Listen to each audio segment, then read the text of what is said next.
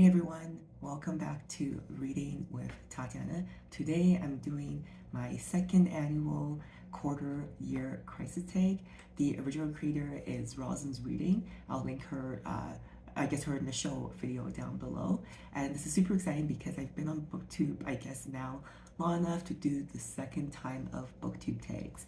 As always, with my Booktube tags, I'll try to do a one-shot as inspired by Chatty the Mad Chatter. And before I go into the questions, there are 10 of them. If you're watching this, I always appreciate if you hit the subscribe button, give this video a thumbs up, and comment down below if you're going to do this tag so I can check out your video too. So let's get on to the tag. So the first one is, how many books have you read so far?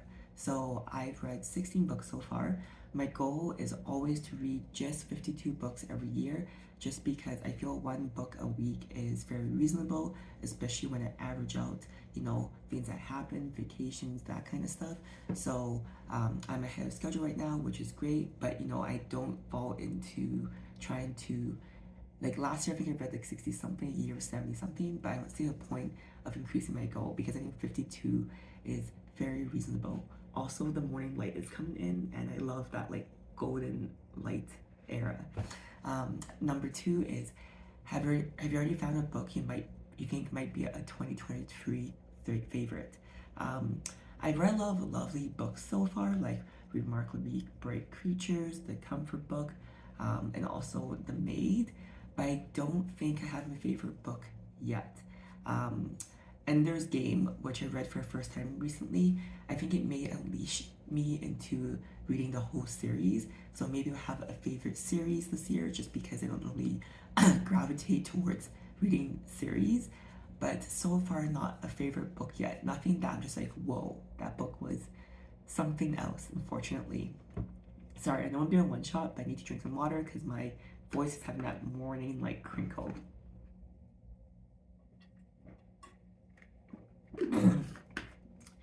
If I haven't found a favorite book yet, what's a favorite book you read that wasn't quite a 5-star?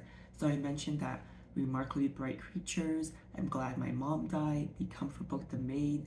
I actually gave all 4 of these books a 5 on Goodreads, but I know when I reflect back on it, it won't be like a top read of 2023. It's just missing that je ne sais quoi. The next one is, any 1-star book's least favorite book of the year so far.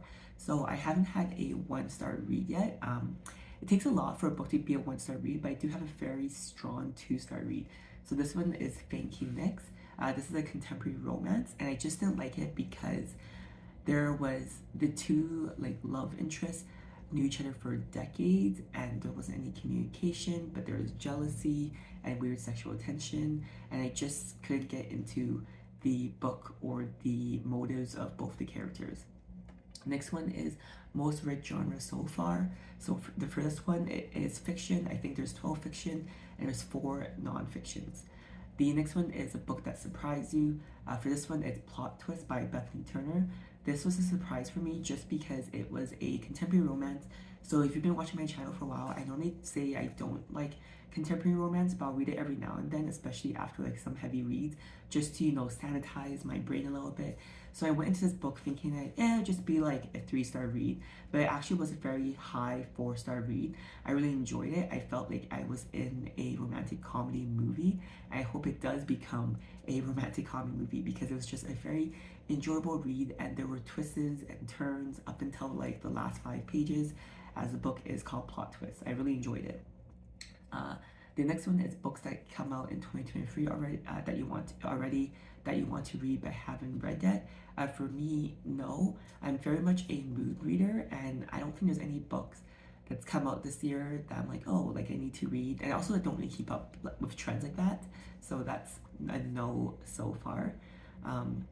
Next one is one goal you've made that you're succeeding at, and that one is reading enough books and trying different genres.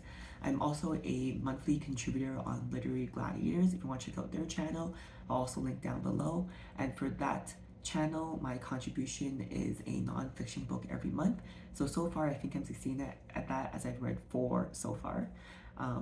One goal that you made that I need to focus on. For this one, it's going through my to-be-reads. I keep getting distracted as I'm a mood reader, and I do have a list of like hundreds of books that I've put in the past that I want to read, so I really want to focus on that. Oh, I also want to do a call out that one goal that I'm succeeding at is trying a new genre of just not nonfiction, which isn't a new genre, that's like a genre that I enjoy, but sci-fi. I've actually never really enjoyed sci-fi before, but this year I've read 3 so far, and now I'm currently reading other sci-fi, so I'm super excited about that. And the last prompt is new to YouTube booktubers that you want to recommend or give a shout out to. So I want to shout out to 3 channels that I stumbled across recently. One is Lit with Cat, and she, I think, has a very a big Bookstagram following. So she has a very I guess a great booktube community right now. You can watch her channel. So far she does more vlog style videos, and I think she has a really great like on camera presence. The next one is Bart's Book Space. I found the channel quite recently because I've been on sci-fi train, and his channel is mostly sci-fi focused, at least for now. It's a newer channel. And the last one I want to shout out is Book Talking with Library Lynn. She has a few videos up so far. I really enjoy the way she presents herself, and she also has a great video called Reasons to Read Nonfiction. These are also the 3 channels that I'm going to tag to do this tag as they're new to the community. And if you want to check out their channels, please give them some support.